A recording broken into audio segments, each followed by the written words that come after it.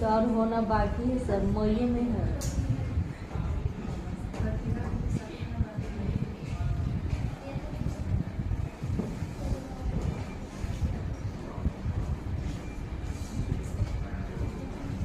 देखिए यही देखिए सवाल देखिए है 2 plus iota by 3 minus iota. आपसे पूछेगा क्या चीज, अगर एग्जाम में पूछेगा कि इसका स्थिति बताइए। स्थिति कहने का मतलब किस क्वाड्रेंट में होगा, स्थिति यही पूछता है किस जगह पर होगा। लेकिन अभी आपको ये दिख रहा है कॉम्प्लेक्स नंबर में नहीं दिख रहा है।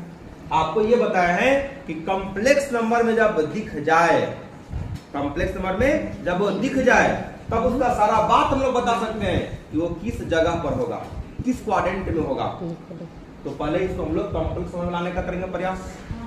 तो हम बताए भी हैं कि कॉम्प्लेक्स नंबर में आयोटा जहां कहीं दिख गया ऐसा हरकत में, तो आपको ये बोले हैं कि आप इसमें गणित का कोई भी काम कीजिए, चाहे एडिशन हो, चाहे सब्ट्रैक्शन हो, चाहे मल्टीप्लिकेशन हो, चाहे डिवीजन हो, चाहे स्क्वायर हो, चाहे रूट हो, कॉम्प्लेक्स नंबर ही देगा। तो स्थिति पता करने के लिए सबसे पहले तो हमको ये जानना होगा।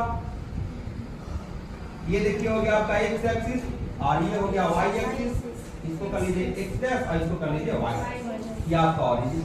ये मान लीजिए अगर a b अगर है तो ये हो जाएगा माइनस a b, ये हो जाएगा माइनस a माइनस b और ये हो जाएगा आपका a माइनस।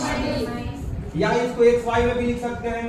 ये हो जाएगा x y, ये हो जाएगा माइनस x y, ये हो जाएगा माइनस x माइनस y और ये हो जाएगा आपका x माइनस y।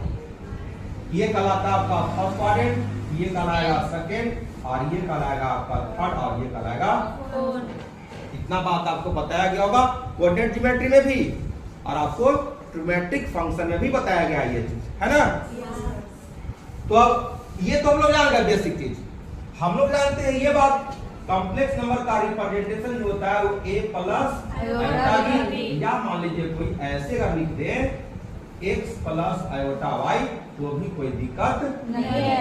ये एक ही बात। और कोई ये अलग अलग लिखा जाता है, जैसे मान लीजिए कहीं अगर कोई लिख दे z equal to c plus iota d भी लिख दिया जाए तो ये जो c जो है वो रियल पार्ट है। क्या है? Real part. यानी आपको r ऐसे लिखा हुआ मिल जाए तो समझिए कि रियल पार्ट है। ये जो बात होता है ये वाला, ये कहलाता है आई ये लिखा हुआ मिल गया इमेजिनरी पार्ट ऑफ z, ऐसे लिखा था imaginary part of z, real part of z। आ रहा बात में ना, यही काम को देख करके देख लेंगे किस स्थिति में होगा, किस जगह